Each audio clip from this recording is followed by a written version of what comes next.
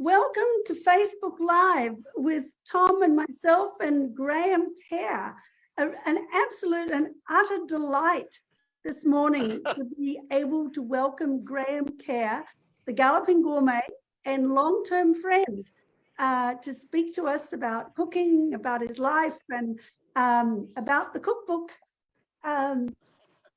Good. The Godspacelight Community Cookbook. So we're really looking forward to this time. So thank you, Graham, for joining us. We go back so far, and Christine, you made such a wonderful addition to his life. Thank you. And mine. Amen. And I do want to congratulate you on Godspacelight. You know, it is such a wonderful place to go, and such an amazing burst of light in the middle of a darkening time. We need that so much. So well done in so many ways. Yeah. Thank you, Graham. That's lovely. Well, and just before I forget, or so that I don't forget, for those of you that may have comments or questions, put them on the Facebook in the comments, and I will check that through the time that we're talking here this morning, and pass those on to Graham too. So, talk Graham, about multitasking. Oh yeah, that's me. Yeah. The multitasking. Graham, tell us a little bit about where you're at these days. I think people, you know, when I mentioned we were having the Galloping Gourmet, they were saying, "Oh, what's he doing now?" You know, was a lot of what people were saying to me. Well, that's wonderful. I do two things. One, I live in community, and the community is mostly Christian. There's some Buddhist members and some non-adherents or soul Christians, as I think the Korean people used to call them. And but basically, we're going through one of those times that we are all probably going through, which is, hey, it's looking a little dark. Spiritually in our world, and what we are looking for is the word bold, as in boldly approach the throne of grace because of because of Jesus, and that bold is an acronym: bursts of light delivered. Lovely. So we're meeting with a huge map of the world made in wood in Ukraine, by the way. And there we are going to register our prayers for the world and receive stories from the world back to us about God-shaped acts of love taking place. Very small things, really. We're not after big issues, and we're not after politics. What we really are after, God's discernible love for his creation that pops up everywhere. And we need to understand once again that it's everywhere. So I'm doing that, and I'm trying to get Simple Suppers going, which your book is just couldn't be better. I bought a whole little box full of books and delivering them to prime movers. I want to get us sitting down around a table and loving and caring for each other. I think that we haven't done that because of COVID, and we got used to not doing that. We still need to stop getting used to staying apart.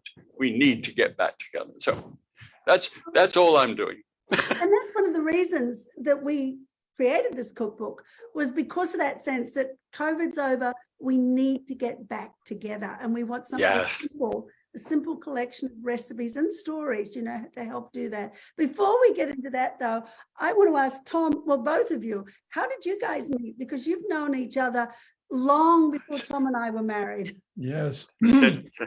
In London. What year was it? I think it was 79 and 80. 80 was definitely a big walk. Yes. Okay, and I remember that because I had never walked so far in a city before. We had such a good time talking, and it's such a delight to have a conversation with you, and that was our first conversation, and it's memorable, and your friendship is one of God's gifts to my life, and just so glad that we're still in contact. after all of these years? Well, and that we can occasionally have meals together too. So. Oh, and I've cherished those. When I used to have an ordinary little car, I could make it down to you, but I have an electric car now, and I don't like driving with white knuckles. And to make it down to you and back, I ran into about eight miles left on the battery, and that's too uptight for me. But you're promising to come this way sometime. We are. And then I can nurture you. Yeah. Yes, we would gladly come any distance to get some of your lovely cooking again. Yes.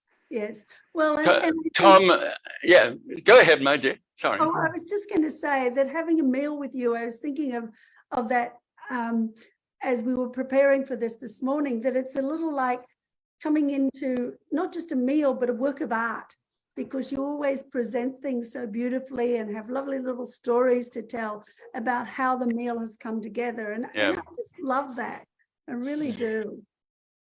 When I sat down to have a look through your book, as you've very kindly asked me to do the foreword, I thought I should really delve into the book in detail. First of all, I admire hugely the way it's laid out. I don't know who did the layout for you, but it was really, really well done. From a cook's point of view, opening that book and reading, it simplifies the process of following the recipe. Now, I know everybody's recipes are coming from them as individuals. So, and with the story told about them, it's like sitting at one huge international table with all the time in the world to hear each other's stories. And I just think that the table is the last remaining tribal meeting place we've got. We all face in towards each other, and we are all there to nourish and delight each other and to tell each other that they're valuable and that we listen to them. That is, I can't be more thrilled for you. Thank you. Well, thank you. Really appreciate that. In fact, Graham, your cookbook, The Gathering Place, was part of the inspiration for putting the cookbook together in this way with the telling of stories and such, because this actually is my favorite of your cookbooks, because partly of the fact that it does have stories in it. And I think adding the stories, as you say, it does make you feel as though you're sitting down to table with somebody. You're not just the recipe, you're sitting down to table with that person. And I love that. And especially since you've done this with internationally, which is the way that I did that one, that has a world coming to the table.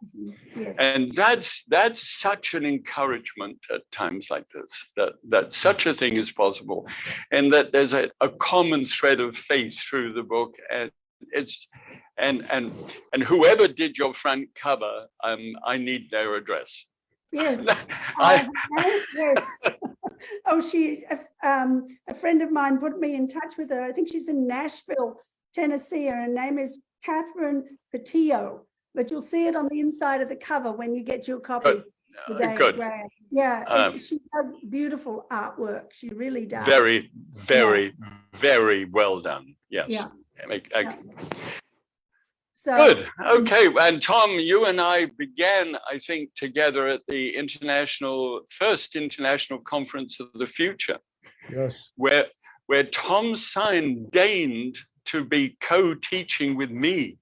It was one of wonderful. It was such an amazing, and you have been such an important bellwether for me. I think that's the word. Do you know the Latin American game High Lie? Have you ever heard of that? I have. It's a scooped wicker basket, and they throw this ball at about 90 to 100 miles an hour down this long court, like a big squash court. Well, I think in my life, I serve a high lie ball, but it never comes back. And No I've done feeling. I've done 1,800 television programs, and very seldom do I ever get any comment back at all. So I come with things that bother me about our world to you, Tom. You're my go-to guy about the world, and you're always so wise and always so non-divisive. That's what I love about you. The body of Christ is there for the sake of serving our world, which is in need of being served, not criticized.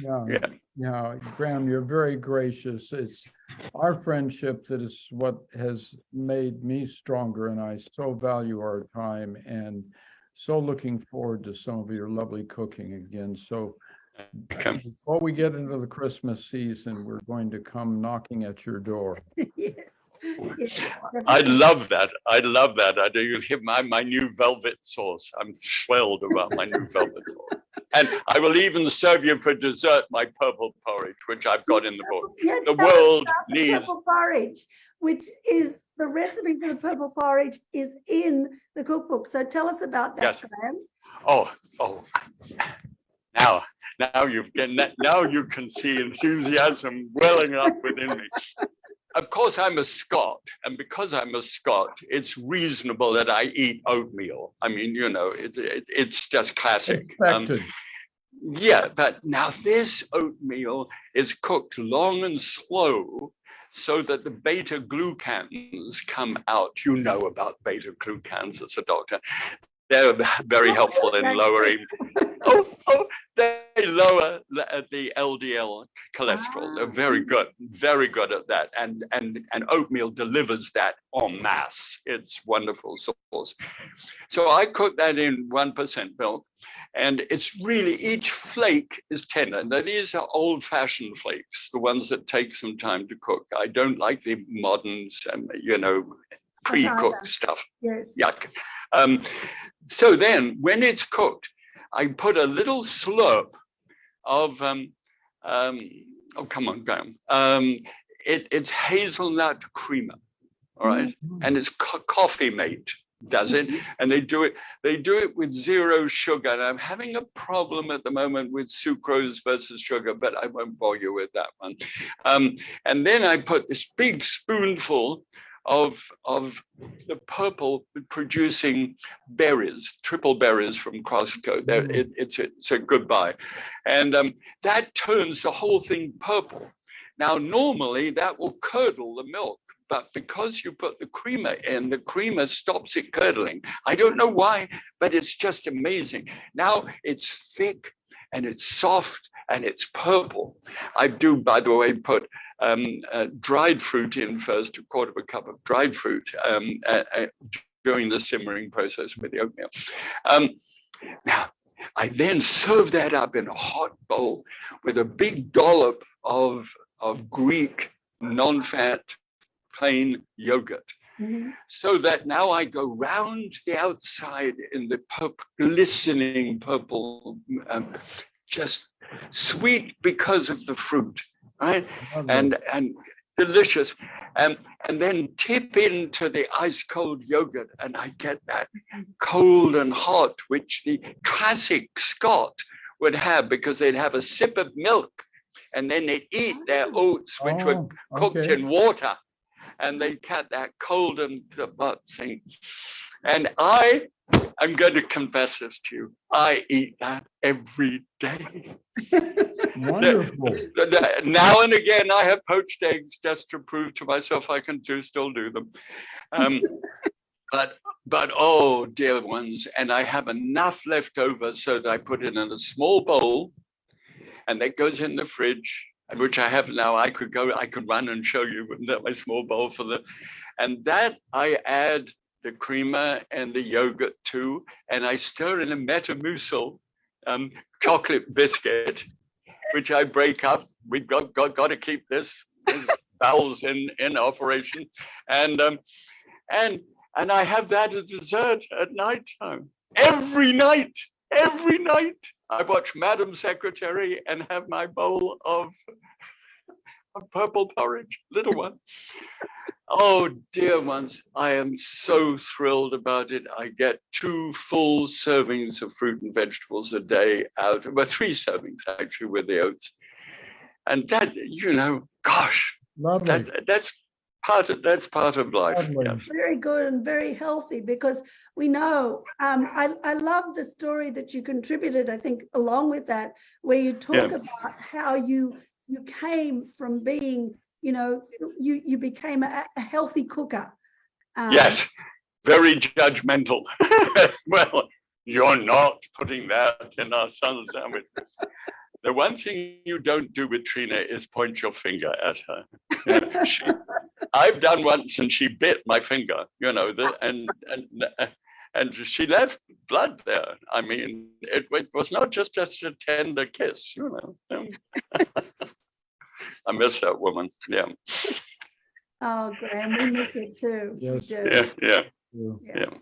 Yeah. But anyway, well, Tom, you also have several recipes in the book, so why don't you tell us about one? Oh, well, come on, one Tom. of the recipes came from Haiti. I had the opportunity to work with World Concern there for 7 years, and I would spend every year living in Haiti with the lovely people there. And I learned to fix chicken in a very different way. You'll have to look at the recipe book to find out. But the gift is so important, because please pray for the people in Haiti, because they're tougher. There was a government that was kind of operating, and things got done occasionally, but now the government has been compromised because a number of gangsters have taken over the country, and people are at real risk. So, but they do know how to cook, they do know how to eat, and they're lovely to dine with. So that's the recipe in the book that has a Haitian flavor to it. But now you mentioned, go ahead. Go ahead. Yeah, you mentioned World Concern, because I was on the board there during your time that you were there, and really? And I've been in touch with them very recently of our Bold scheme, because we want these acts of God's love bursting through the darkness. We need stories that come back from the villages that they're helping in the way that they do that. Such an amazing thing. Well, and I should mention that 10% of the profits of the cookbook are going to go to World Concern. 10% to World Concern and 10% to Bread for the World, because we wanted to share, what God gives to us with some of those that work with the most vulnerable, particularly in terms of food. So that's part of what's happening with the profits of the book. The rest will go to keeping God's space alive. But, really wanted to share some of that. I've got to say the word, I think I've got it right, risoni. Does that mean anything to you, risoni? It sounds like it would be a pasta, with a twisted pasta. It's actually a grain ship, and it was the first of the grain ships to leave from the Ukraine to be able to feed the famine which was taking place. And I call that agreement between Russia and Ukraine, for that to happen, as brokered by the United Nations and Turkey, as a real God-shaped act of love. Absolutely. In the middle of conflict and everything else. What a marvelous thing. And there's over 200 ships have now left under that aegis. And they just, I think today, recycled the agreement. So it's going to run for another 4 months too. It's recognizing, give us this day our daily bread, is heard by Russia and Ukraine and the world. We understand that when it gets really basic, food on the table is where it's at. And when it's with love, it can change our world. Yes. Thanks be to God. Yes. Yeah. Yes. Well, sitting around the table with people we disagree with can change the world, because it changes our view of each other, and it changes the way we interact, and it can bring love where there has been disagreement and hate sometimes as well. And I think that food somehow does that for us and to us, I think. Don't you think? Hey, that story in the road to Ephesus? Yes. Where Jesus is in the inn and breaks the bread and becomes available to him. I've thought about that recently, and I wondered whether his hands were by his side when he was talking with them along the road. When they got then he got his hands up and broke the bread. They would have seen the wounds on his hands. Oh, that's interesting thought, Graham. Yeah. And whether we recognize Jesus in that capacity of being wounded for us.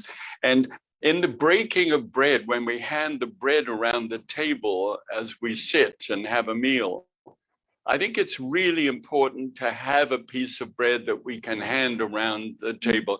I should have put that in the book, and I'm sorry, but if you break it, I'm saying that he was broken for me, and now it's my turn to be broken for him. And I understand in my brokenness how much I need the love of those who are around the table with me. Yeah. Oh, that's great. That's beautiful. I love that too. So yeah, actually, I did want to ask Tom to share one more of his recipes that that dates to his childhood. So I love this story. Well, my family moved from Twin Falls, Idaho to San Francisco way back in 1942. I was 6 years of age, and my dad was a shipyard worker, and he also was not used to being in the kitchen like you have spent your life in the kitchen. Yes. He discovered seafood in San Francisco, fresh every day. And while so much of the ration food during the war was expensive, the seafood wasn't. So he would go down on the cable car and bring back a lot of seafood, and he would cook up a storm and feed the whole neighborhood in the apartment house where we lived. And that's where my brother and I learned to love cooking. And so we started way back there, and it was a gift to see and learn from a father who loved to cook. Yes. But he discovered late in life. Well, tell us this recipe, though, Lam. That you developed. Well, the recipe that I developed as a 7-year-old, it wasn't very monumental, but coming from Idaho, we loved our potatoes. We had them boiled, and we had them fried. And the kind of hash browns that we ate every day, not every day, but regularly, I simply added a layer of onions, put a lid on a skillet, the potatoes fried and the onions steamed. You turn it upside down, and that combination goes lovely with fresh seafood. Lovely. And you said it has a name, Graham.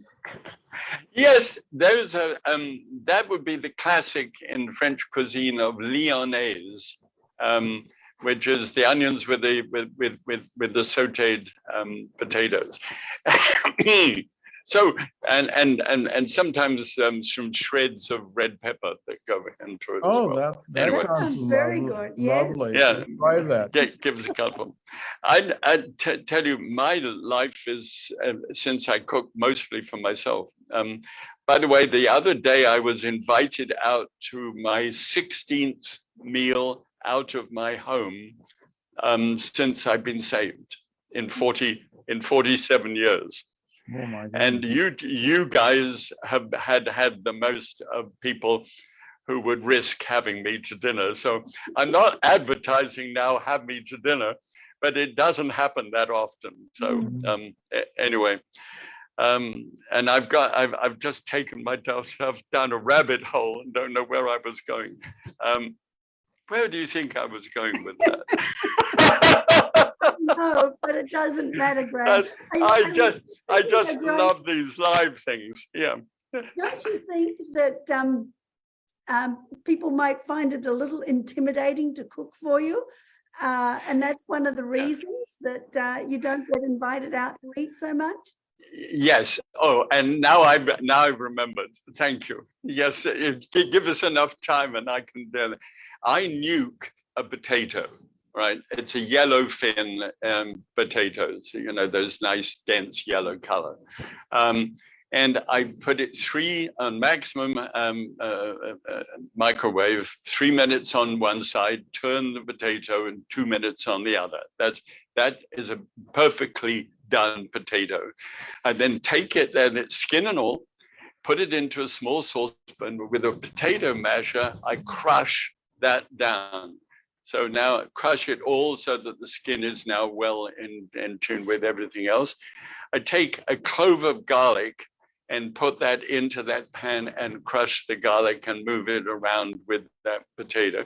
I make scrambled eggs and pour the scrambled eggs over that mashed potato. And this Squirter wouldn't believe it isn't butter. I don't have butter anymore. I can smell it as you're talking. Making my mouth water, Graham. Making my mouth water. I love that. I love that idea. And I'm getting so quick at doing stuff for myself. And it isn't until you guys come for a meal that I can go into the kitchen and spend an hour. And spend an hour loving every moment of it because of what I'm creating for friends. And that's what I think, that's the love that can start to emerge through this book.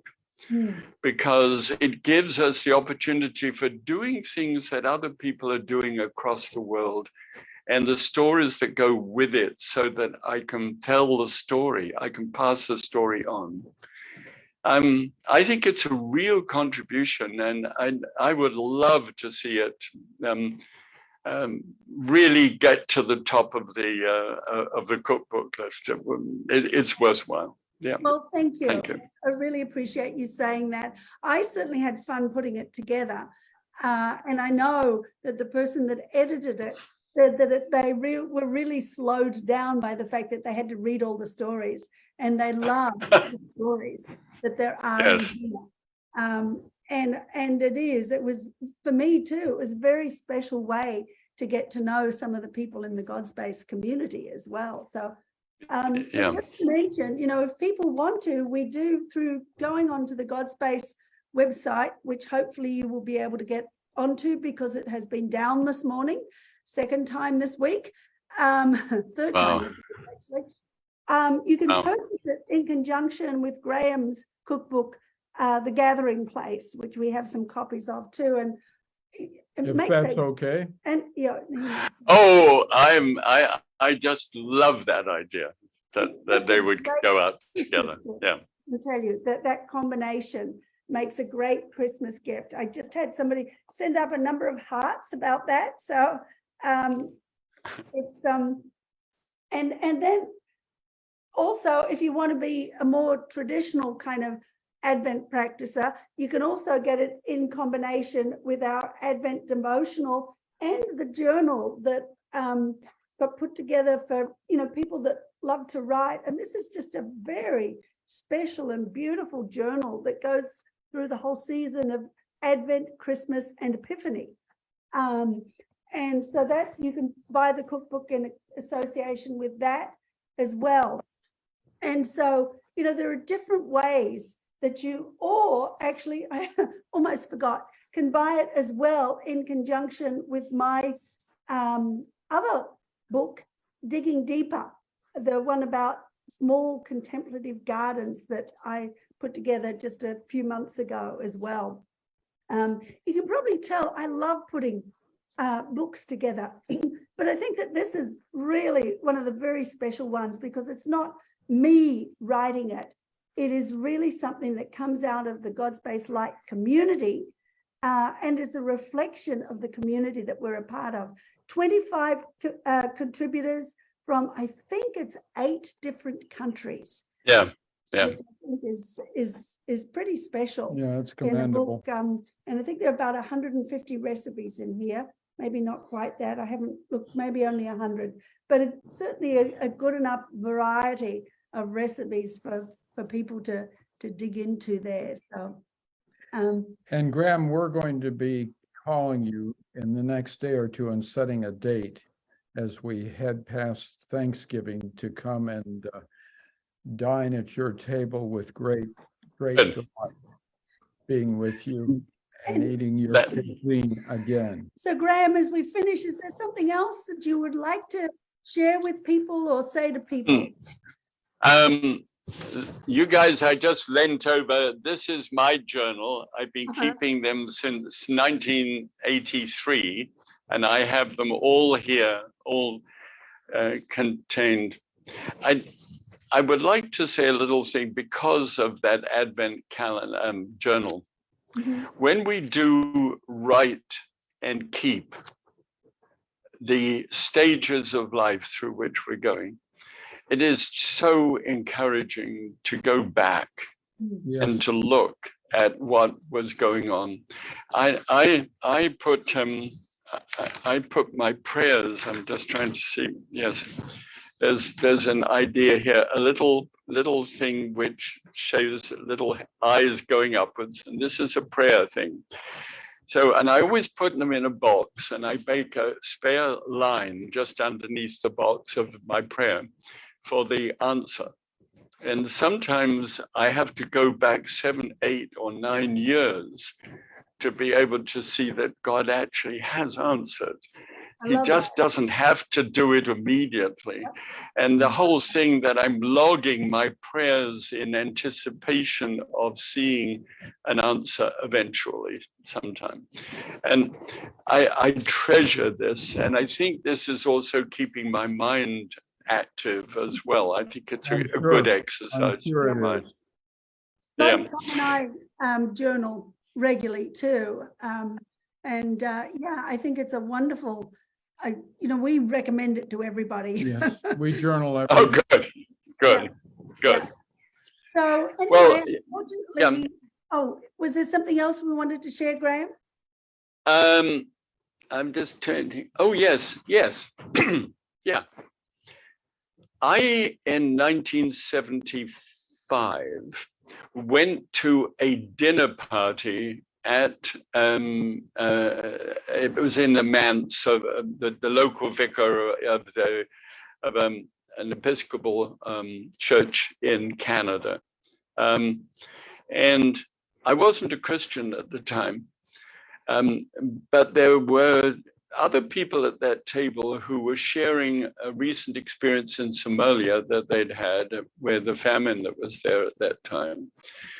And I watched their enthusiasm and their devotion to these people who were hurting so badly.